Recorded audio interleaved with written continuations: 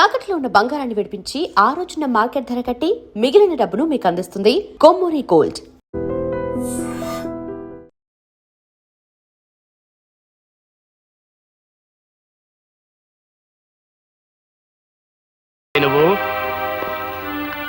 గోపి గారి భార్యని. ఈ ఇంట్లోకి అడుగు పెట్టడం అంటే మంగళసూత్రాన్ని తెంపుకోవడానికి సిద్ధపడ్డట్టే లెక్క. ఈ ఇంట్లో చాలా మంగళసూత్రాలు తెంచబడ్డాయని తెలుసు. ఆ కీడు నాకు తగలకూడదనే మంగళ గౌరి వ్రతం చేసుకుంటున్నాను. ఆ వ్రతానికి ముత్తైదువులు పిలవడానికి వచ్చాను. ముత్తైదువులా? నీ వ్రతానికి రాదగ్గ ముత్తైదువులు ఎవరు ఈ ఇంట్లో లేరే? ముత్తైదువుగా పసుపు కుంకాలకి దూరమైన, మమకారానికి మానవత్వానికి దూరం కాని పుణ్యాత్ములున్నారు. వాళ్ళు ముత్తైదుల కంటే గొప్పవాళ్ళు. నానమ్మా, ఇవాళ సాయంత్రం వ్రతం చేసుకుంటున్నాను. నువ్వు తప్పకుండా రావాలి.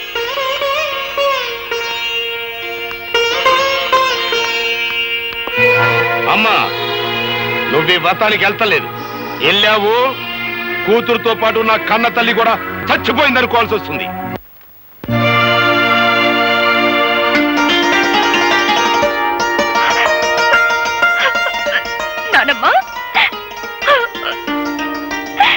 వ్రతానికి ఊళ్ళో ఎవరిని పిలవలేదా అమ్మా? నువ్వొక్కదానివి దీవిస్తే ముక్కోటి దేవతలు దీవించినట్టవుతుందని నిన్ను తప్ప మరెవరిని పిలవలేదు నాన్నమ్మా. కంటికి కనపడిన గౌరీదేవి రాధమ్మను అనుగ్రహించకపోయినా మీ గుండెల్లో పెట్టుకు పెంచిన మీ మనవరాల్ని మీరు దీవిస్తే చాలమ్మా. మా అమ్మగారు ఆశీర్వాదం తీసుకోమ్మా. నన్ను దీర్ఘ సుమంగళిగా ఆశీర్వదించున్నానమ్మా. ఏమ్మా దీవించడానికి సందేహిస్తున్నారు?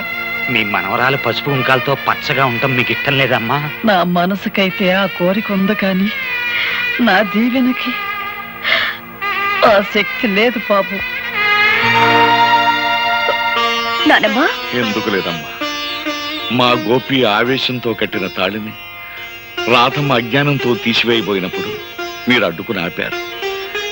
తెగిపోయిన అనుబంధాన్ని తిరిగి గుర్తు చేస్తూ విడిపోయిన కుటుంబాలని మళ్లీ కలపాలనే ఉద్దేశంతో మీ మనవరాల్ని మీ ఇంటి నుంచి మా ఇంటికి పంపారు.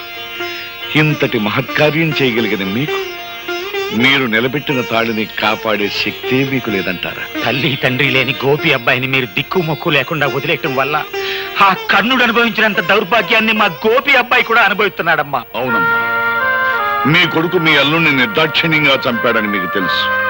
గోపికి రావాల్సిన ఆస్తిని కాజేశాడని మీకు తెలుసు. అయినా ఈ నిజాన్ని మీరు ప్రపంచానికి చెప్పలేకపోయారు. గోపి ప్రాణభయంతో పరిగెత్తుకుంటూ వచ్చి నా పంచన చేరాడు. వాడు నా దగ్గర ఉంటే వాడి జీవితానికి న్యాయం జరిపిస్తాడనే ఆశతో కావాలని వాడి లాకెట్టు మీ దగ్గర తాకట్టు పెట్టాను. అయినా ఏనాడు వాడి యోగక్షేమాల గురించి మీరు విచారించలేదు, వాడిని చేరతీయలేదు. వాడు మాకు దేవుడిచ్చిన బిడ్డగానే భావించాం. వాడి ఆలనా పాలనా చూడడంలో మా ముగ్గురికి ఒక ఆనందం కనిపించింది. ఆ ఆనందంలోనే మాకు పెళ్లిళ్ళు కావాలని, మాకు బిడ్డలుండాలనే మాటే మర్చిపోయి ఇన్నేళ్లు గడిపేశాం. ఇంకో నిజం కూడా మీకు చెప్పాలమ్మా. చిన్నప్పటి నుంచి గోపి అబ్బాయికి తనెవరో, తనకి జరిగిన అన్యాయం ఏంటో, తనకు రావాల్సిన ఆస్తిని ఎవరు అనుభవిస్తున్నారో అంతా తెలుసమ్మా. అయినా ఏనాడు వాటి గురించి ఆశపడలేదు, బాధపడలేదు. మరంత గొప్ప మనిషికి ఉత్తి పుణ్యానికి ఉరిశిచ్చపడితే మీ మనవరాలు విధవరాలైపోద్ది. అప్పుడే రాధమ్మ తల్లి పసుపు కుంకాలు ఎలా సరిపోయాలో, తాళిబొట్టు ఎలా తెంచాలో బ్రహ్మచార్యత మాకు తెలియదమ్మా. ఆ తతంగం అంతా మీరే దగ్గరుండి జరిపించాలి. వీళ్ళ నుంచి మానవత్వాన్ని నేర్చుకున్న మనిషిగా రేపు నేను కోర్టులో చెప్పబోయే నిజమే ఈ మాంగళ్యాన్ని నిలబెడుతుందమ్మా.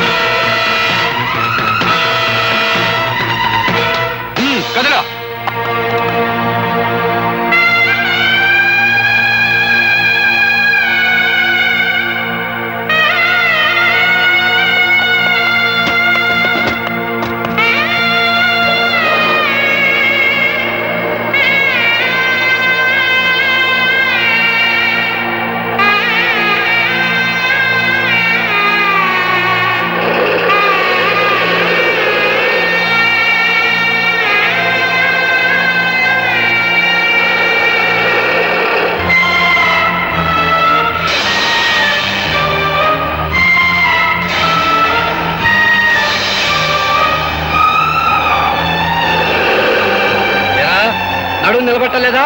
ముందుకు వెళ్ళిపోయావు, సరిగ్గా కూర్చో.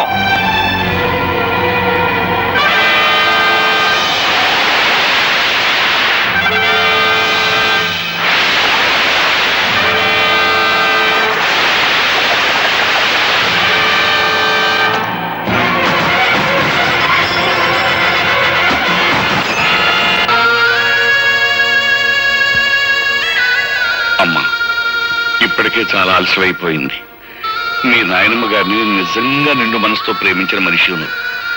నీ చేతుల మీదుగానే ఈ పని కూడా పూర్తి చేయి. ఆయన తప్పకుండా వస్తారు, ఆ నమ్మకం నాకుందండి. ఆ నమ్మకం నీకుంటే చేతగాని వాళ్ళ చేతులు కట్టుకుని నా ఎదురుగా నిల్చోటం దేనికి? వెంటనే మన బలగాన్ని తీసుకుని శ్మశానానికి వెళ్ళు. ఆ గోపిని పట్టుకో. Yes sir.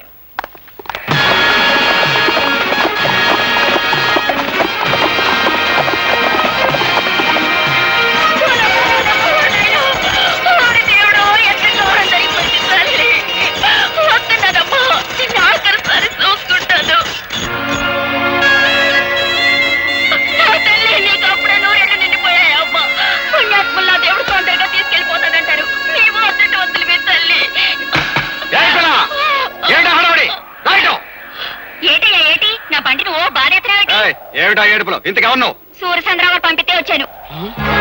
అవును, సంస్కారం లేని తల్లికి దాన సంస్కారం చేయడం ఎట్టలేక అదేదో నన్నే చేయమని కిరసనాలు అగ్గి పెట్టేసి పంపించారు. సూర్యచంద్ర గారి మనుషుడు ముందు చెప్పలేదే? కానీ కానీ తొందర కానీ. నన్ను ఏడ చెప్పనిచ్చా? తొందర కానీ.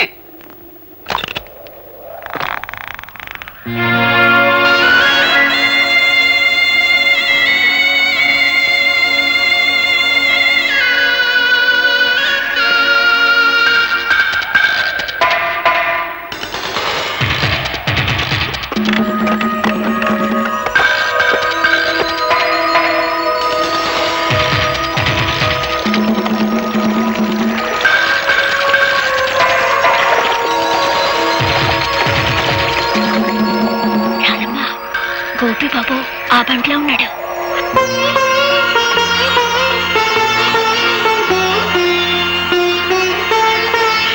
అబ్బాయి, పోలీసుళ్ళు. అట్టమ్మా, అయ్యో అగ్గిపెట్టి బండ్లో మర్చిపోయాను. ఇటు ఇయ్యమ్మా. వద్దండి, ఎవరి చేత్తో తలకొరి పెట్టాలో వాళ్ళ చేత్తోనే పెట్టాలి, లేకపోతే రుణానుబంధం తీరదు.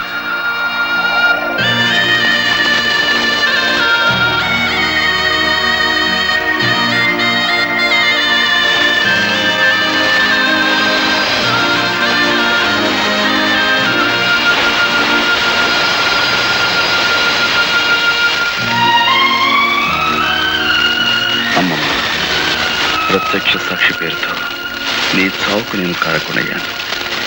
నన్ను క్షమించు.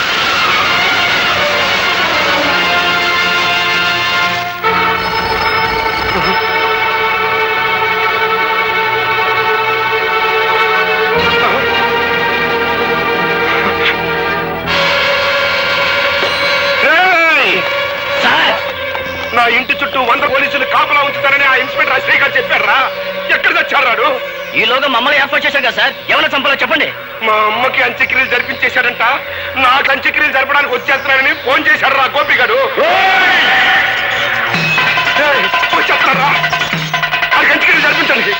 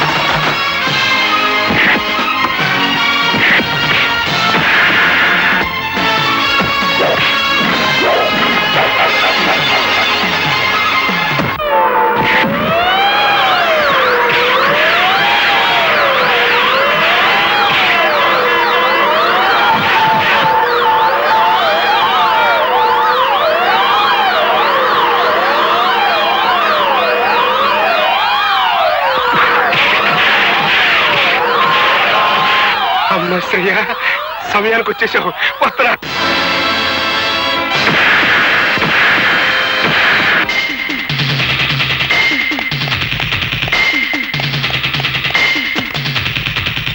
డ్రైవర్ పోయి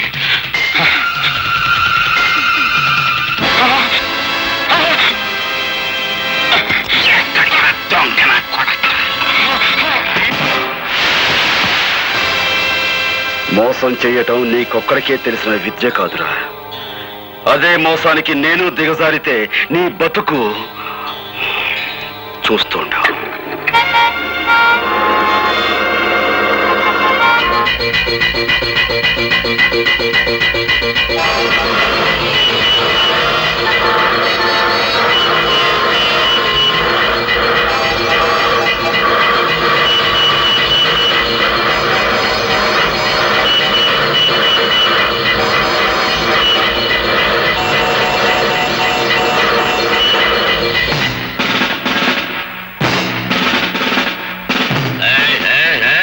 ఈ రూట్ లో కార్లు మందలుగా వెళ్ళాయి. అవి కదిలేయా? మందలుగా కార్లే కాదు సార్, మందలుగా కాలంలో జనం కూడా ఉన్నారు. కావాలంటే పైకి వెళ్ళి చూడండి.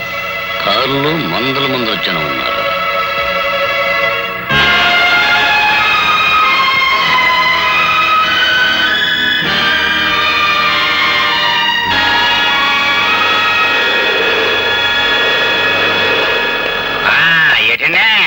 వంటశాల మీదకి మిడతల దండి వచ్చినట్టు మీ పోలీసులు అంతా ఒకేసారి వచ్చారు. ఏమన్నా కిరికిరా? మిమ్మల్ని అందరూ అరెస్ట్ చేసి తీసుకెళ్ళడానికి ఫుల్ పవర్ తో వచ్చాం. మమ్మల్ని అందరినీ అరెస్ట్ చేయాలంటే ఈ ఊరు జనాభా 7,500, మీ జీపులు 5 సాలం. ఇంతకీ మమ్మల్ని ఎందుకు అరెస్ట్ చేస్తున్నారో చెప్పనే లేదండి. జైల్లోంచి తప్పించుకున్న గోపి మీలో ఉన్నాడని మాకు నమ్మకం. బాలే కనిపెట్టేశారండి. నేనేనండి గోపిని. మారేసంలో నేనండి గోపీని, నన్ను అట్టుకెళ్ళండి. అబ్బా నేనే గోపిని, నన్ను అట్టుకెళ్ళండి. నేనే గోపి.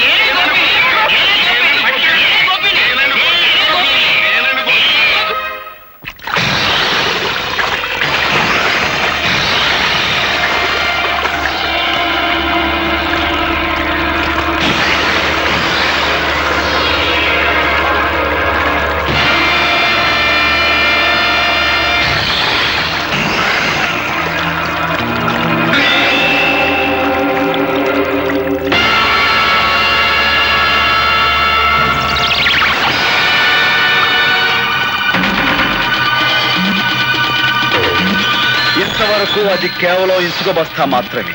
ఈ క్షణం నుంచి అది నీ ఆయుర్దాయం. అందులోని ఇసుక కిందకు రావటం అంటే క్షణం నీ ఆయుర్దాయం తరిగిపోతున్నట్టే లెక్క.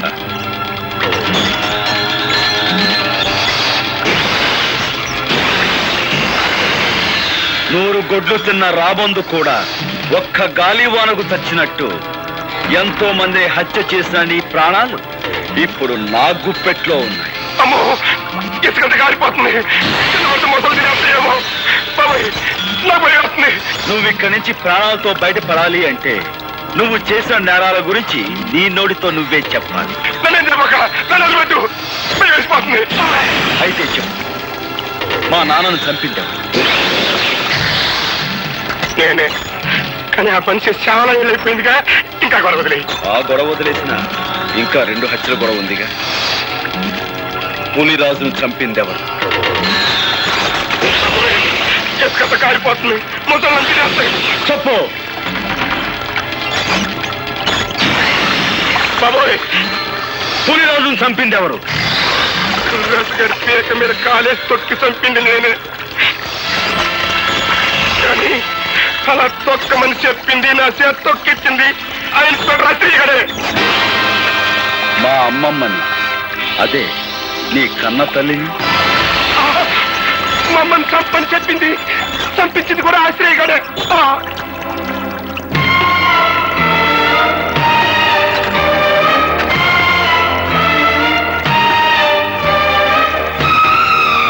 మీరే నిజమైన హంతకులని నీ నోటితో నువ్వు చెప్పిన ఈ సాక్ష్యం చాలు నేను నిర్దోషాన్ని నిరూపించుకోవడానికి.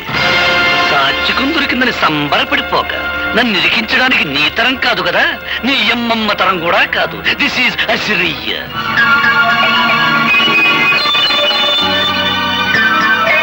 సమయానికి వచ్చావు. నాతో మన రహస్యాలన్నీ చెప్పించేసి ఆ టేప్ రికార్డులో రికార్డింగ్ చేసేశాడు. వాడు రికార్డింగ్ చేస్తుంటే నువ్వు డాన్సింగ్ చేస్తున్నావా? కురికము ఎక్కాల్సాడు ఉసుకు ఉసుకొని బెదిరిస్తుంటే నువ్వు చేసిన మద్దలో నాకు బాగుందన్న సంగతి లీకౌట్ చేస్తావా? పాలకోవా నాయాలా. ఓ పక్క నన్ను అర్టిగల్లాగా ఏలాడి తీసేసి మొసళ్ళు కేసేస్తానంటాడయ్యా. నిన్ను మోసాళ్ళకేసే ఛాన్స్ ఆడికెందుకు ఇస్తాను? నేనే వేసేస్తాను.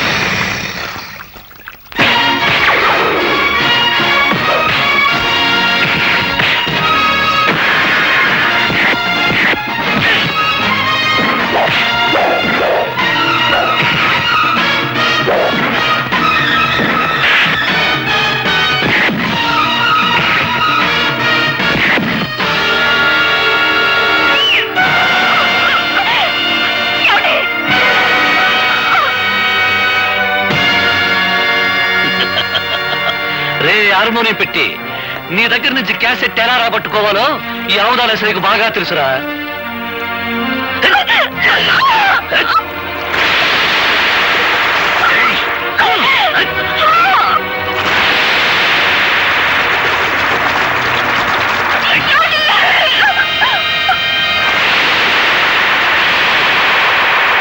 ఆగు.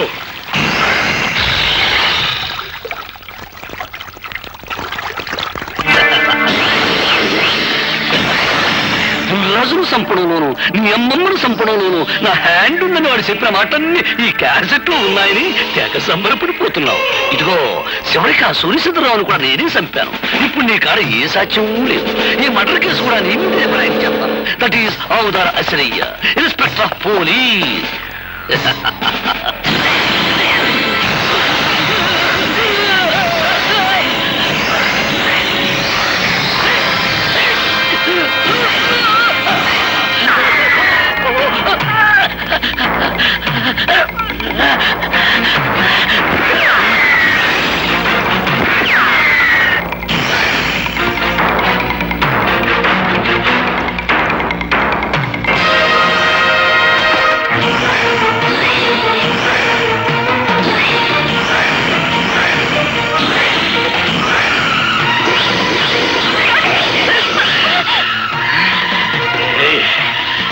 ఎక్కడికి పోతా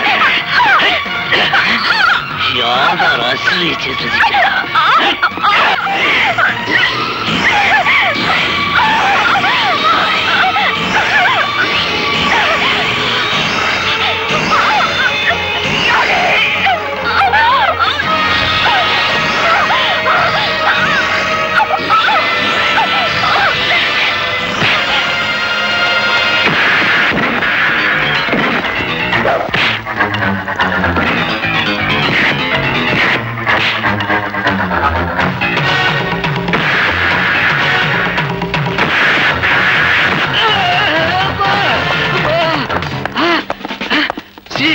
నమస్తే. అబ్బా, మన బెటాలియన్ తో వచ్చేసారన్నమాట. సార్, యువతల వ్యక్తి ఆ హంతకుడు పట్టుకున్నాం. అదిగో హంతకుడు, అరెస్ట్ చేయం. వెరీ గుడ్, చాలా మంచి పని చేశారు. మన డిపార్ట్మెంట్ కే మంచి పేరు తీసుకొచ్చారు. Thank you sir. ముందు ఇన్స్పెక్టర్ అసలు అరెస్ట్ చేయండి. నేనే తప్పు చేశాను సార్, నన్ను అరెస్ట్ చేస్తున్నారు. నువ్వేం తప్పు చేశావా? నీకంటే ఆ గోపి చాలా తెలియని వాడు. నువ్వు ఈ మాట అంటావని చెట్టుకో మైకు పుట్టుకో స్పీకర్ అరేంజ్ చేశాడు.